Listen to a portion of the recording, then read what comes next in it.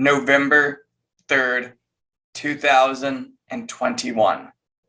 This is the Daily Rob, live from Washington, D.C. and Richmond, Virginia. And without further ado, the one, the only, the legendary Rob Smith.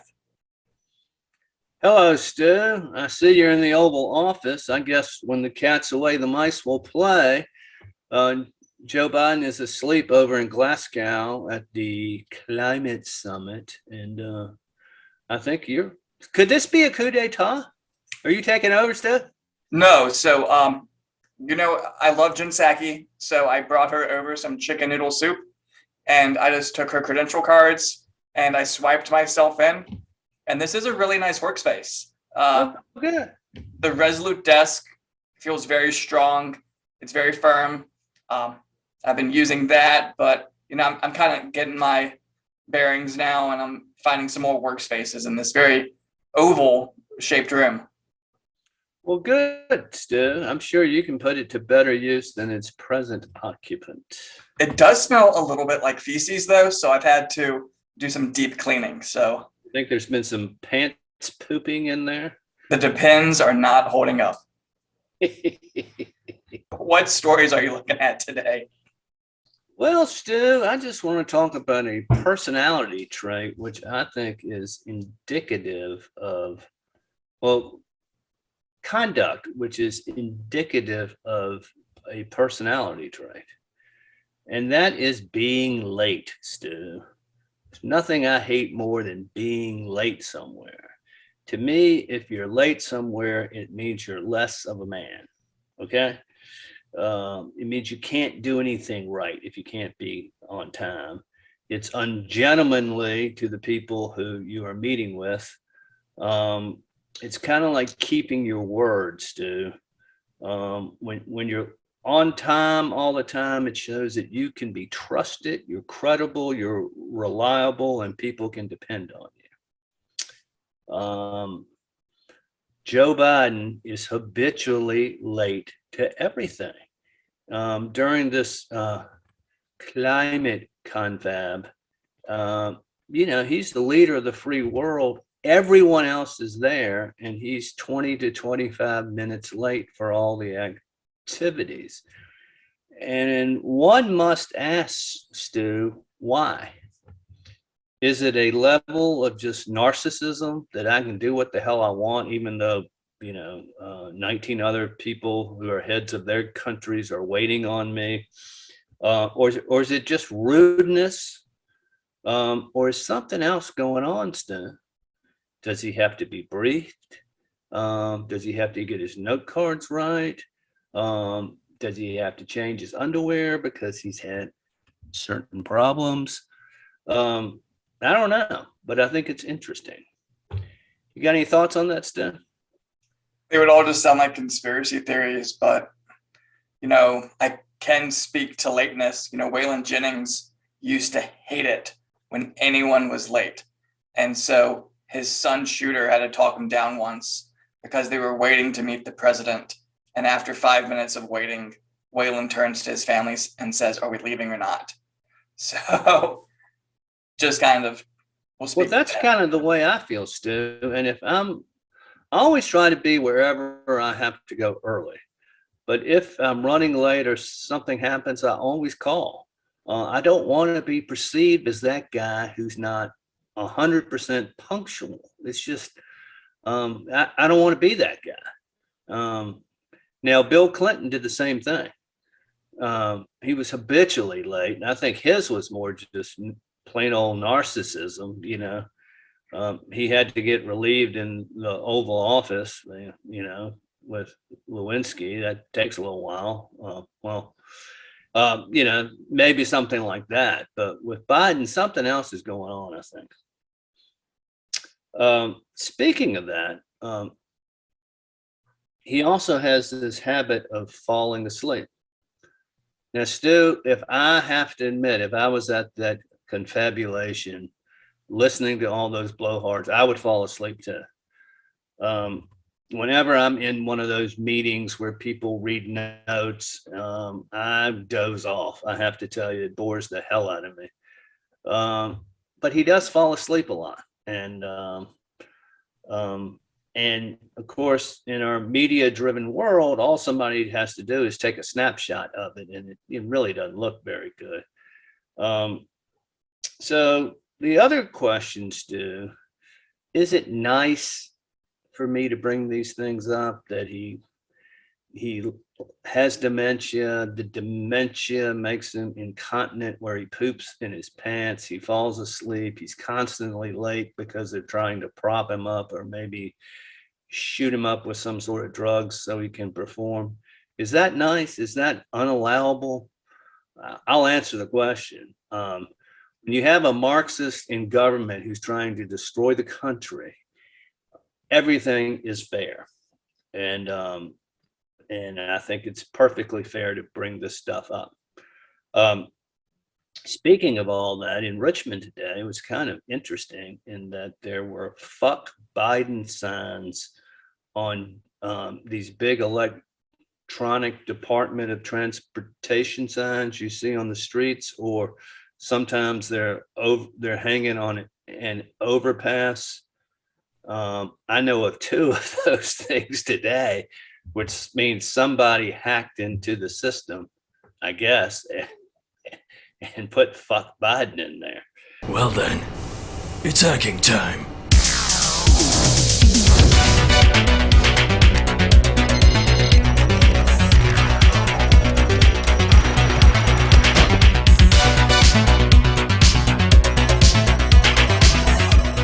And they were up for a long time, which means the state doesn't know how to get it off. So just think that's kind of interesting.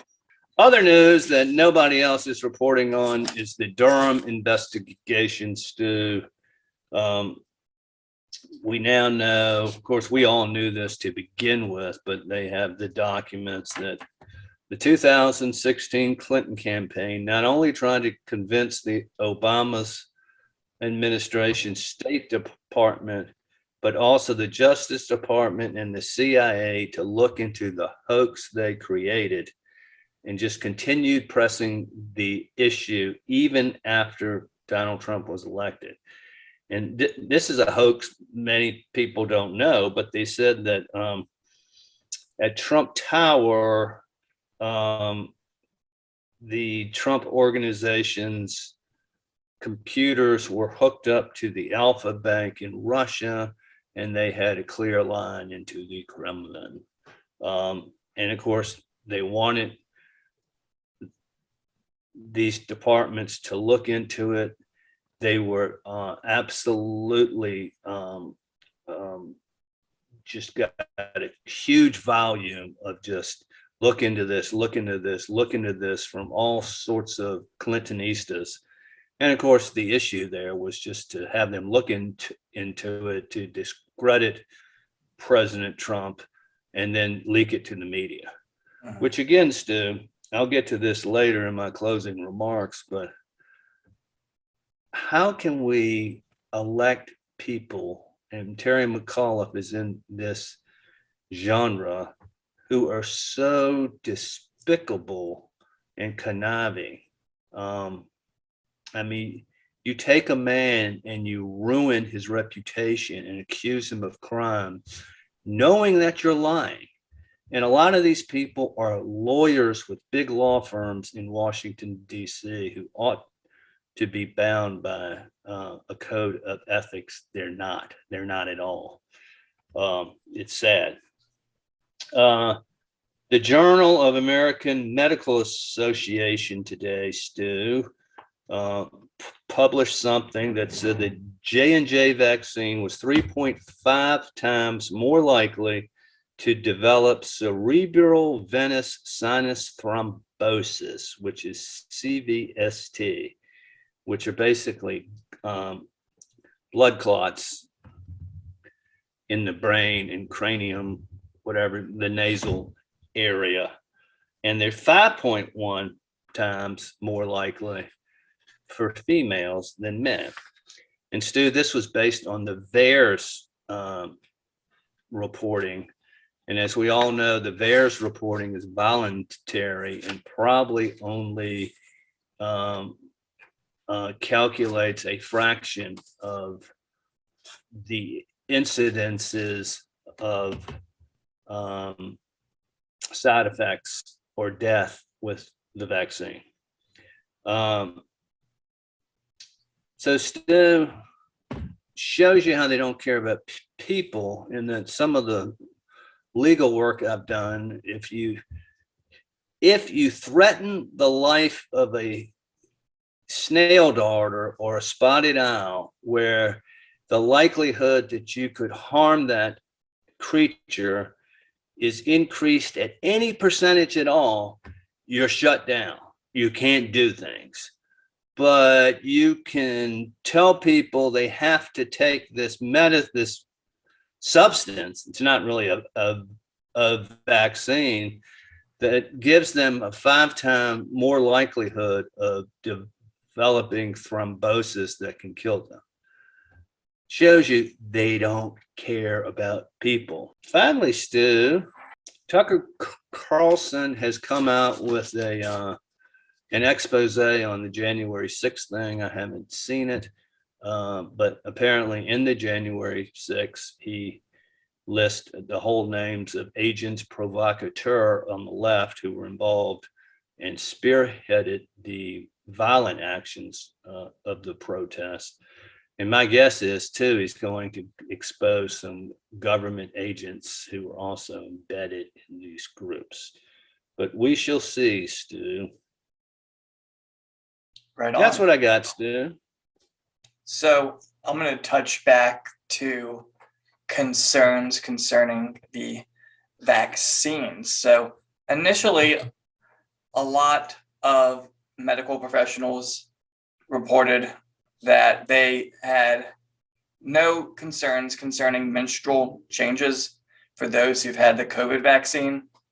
And now Al Jazeera is reporting that is... Has Buttigieg had some menstrual problems? No, not that I know of. But now medical experts are coming forward and saying that they are definitely saying that a lot of women are having menstrual changes. And so this is an exact quote from a Dr. Mostafa Borahay, who is the director of general gynecology at Johns Hopkins Bayview Medical Center in Maryland, and is a grant recipient with NIH. So the quote reads, "It is understandable that they didn't ask this question because they tried to bring the vaccine as quickly and safely as they could. There was an expedited approval process to get it out and get it to us, which is scientifically sound." And so what they're blaming now for why women weren't asked if they experienced menstrual changes when people were being the initial test subjects is because it's an uncomfortable question to ask someone how their period is. Now, I don't know about you, but when I go to the ER or a doctor's visit, I get asked all kinds of questions like, are you using drugs? Are you smoking? How many times a week do you drink? When was the last time you got this, and this? And so a woman's menstrual cycle has a lot to do with her reproductive abilities, and it's serious business. Yeah. And so now it's being spun that this is just some aspect of the patriarchy where male doctors aren't comfortable to ask women about menstruation, and not the fact that these women were essentially ignored during the test phase. See the world through a feminist lens. I always hear them say that saying, but I didn't know it was an actual literal thing. This is pretty cool. I always wanted to see what the other side sees. Everything looks pretty normal. Do you hear that? What the hell is that?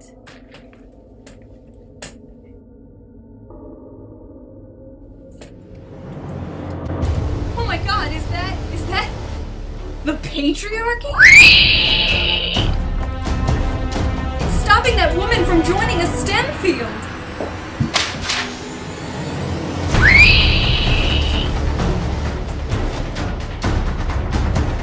Concerning You this. know damn well doctors all over the country ask women about menstrual issues all the time.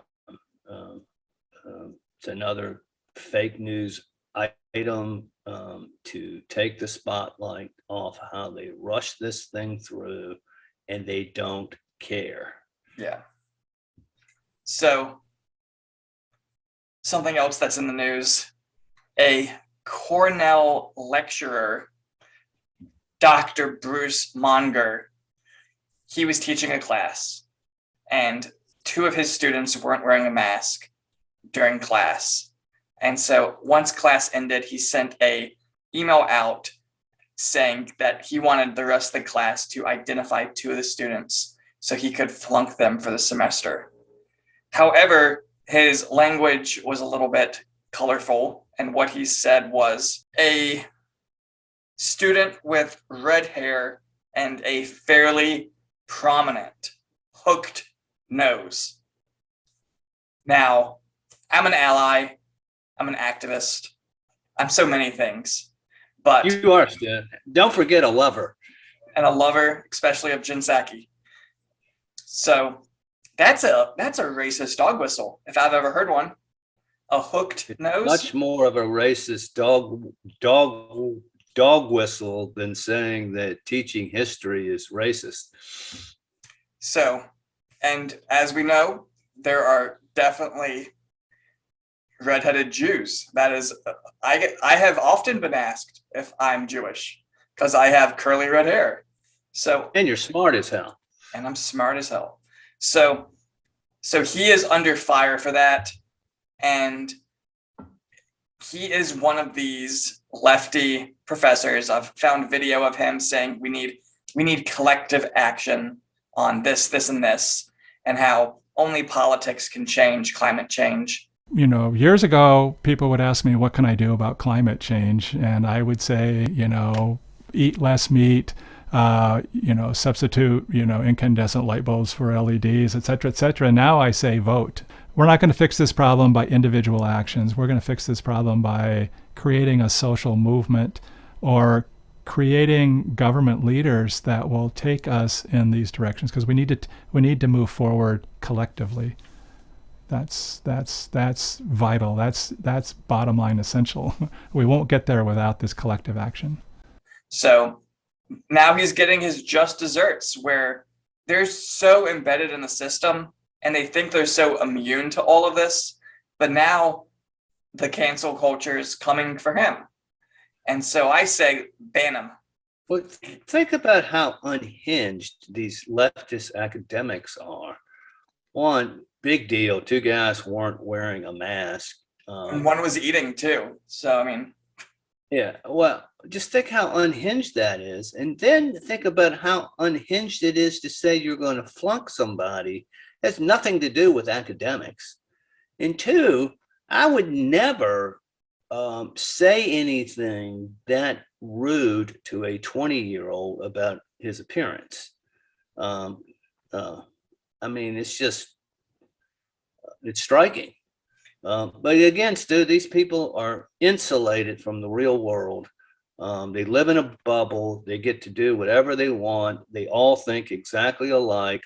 They're trained to think alike, and the money flows to them as long as they think alike. it's so gross.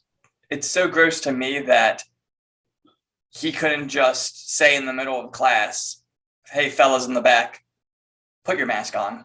Well, I would appreciate it if you put your mask on. Yeah. A little bit of courtesy. And also, do you want anybody who is unhinged like that, has such poor judgment, shouldn't be teaching anybody anything? He loses all credibility. And so Cornell says they've spoken to him about the language he used, but they're going to support him. He's been there for 20 years. Of course But it is. But for me, I think it's, also gross that he's asking other students to rat the other two out. So it's just like he's trying to make his own little kind of KGB department where you get rid of all the people who aren't in full compliance with your thoughts. You whisper to the GRU, and then before you know it, your neighbor is whisked off to Siberia. That's the way the left thinks. They can't tolerate any other thoughts but the party line. Yeah. Hmm. So I always likes the Latin phrase falsus unum falsus omnibus.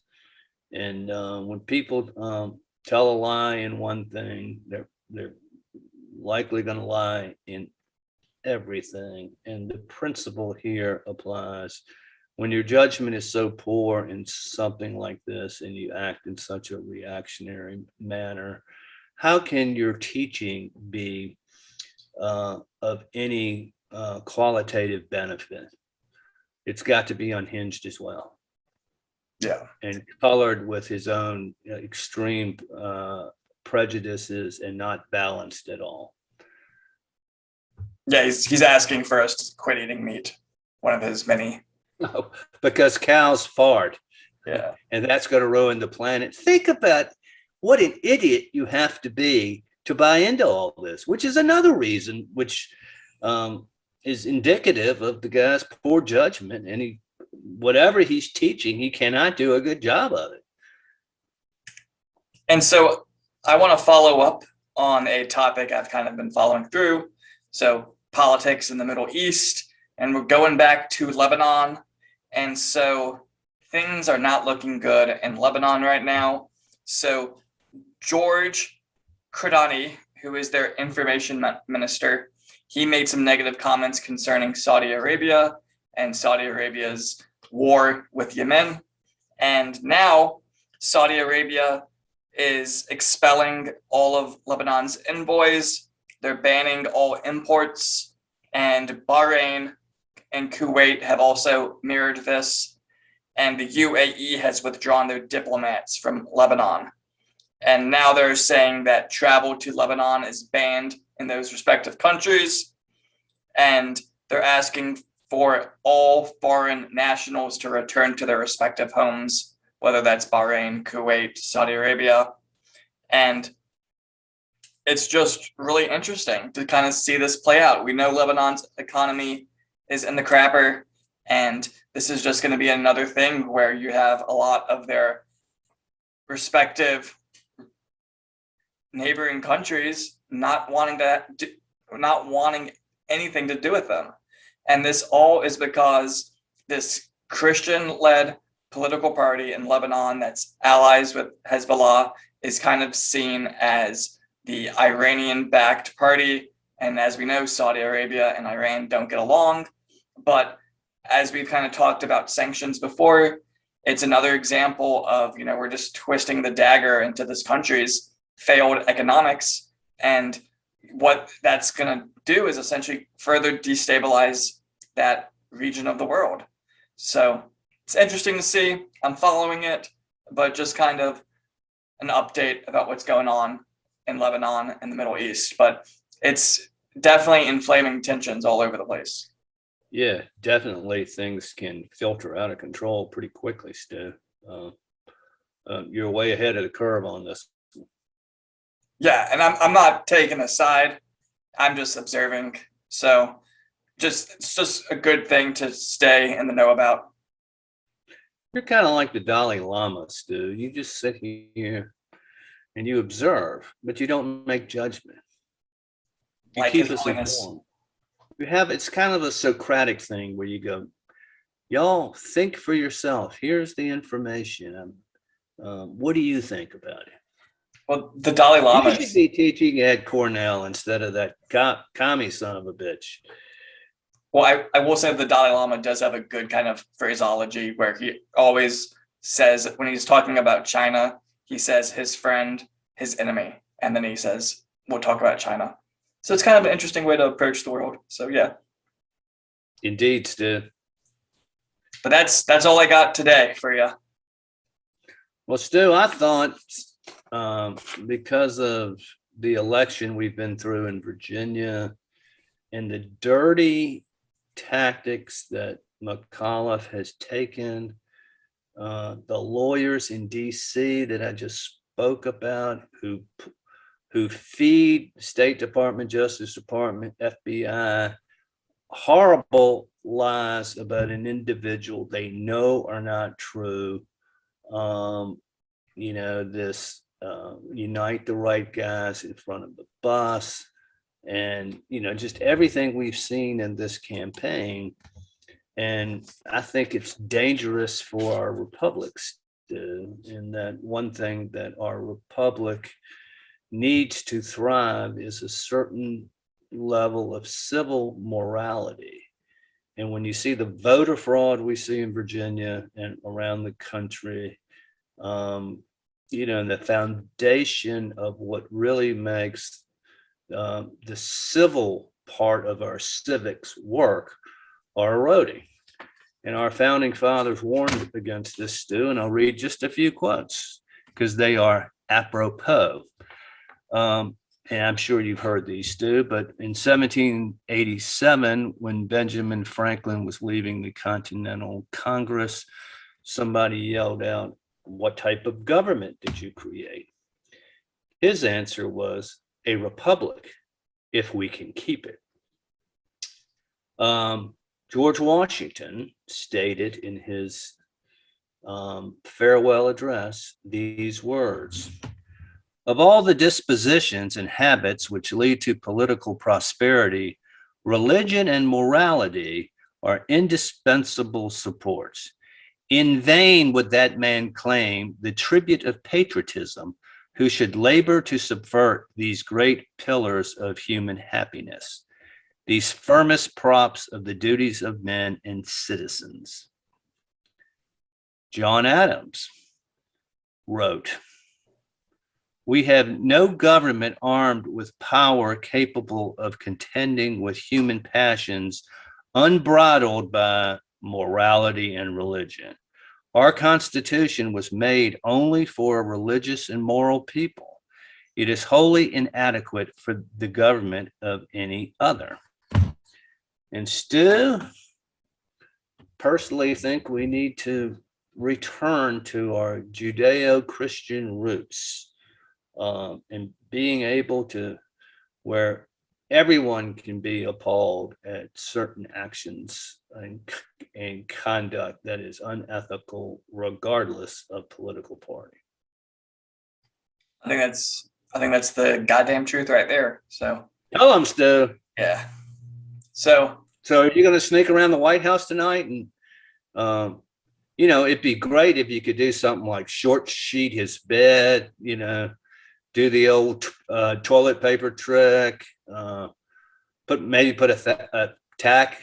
thumbtack in a chair. So I don't know if you remember him, but the massive jacked chef, he and I are gonna go work out, and then Dr. Jill and I we're gonna play patty cake, and I am having a housewarming party here tomorrow, so I'm staying busy. But yeah, and then I'm gonna go. I gotta try out the basketball court that Obama built here. So I think I'm gonna drain some threes and just kind of chill. Well, take some pics. Of course. All right, Stu, go get them. America, look at me. Look at me. I'm the president now. Hail to the chief,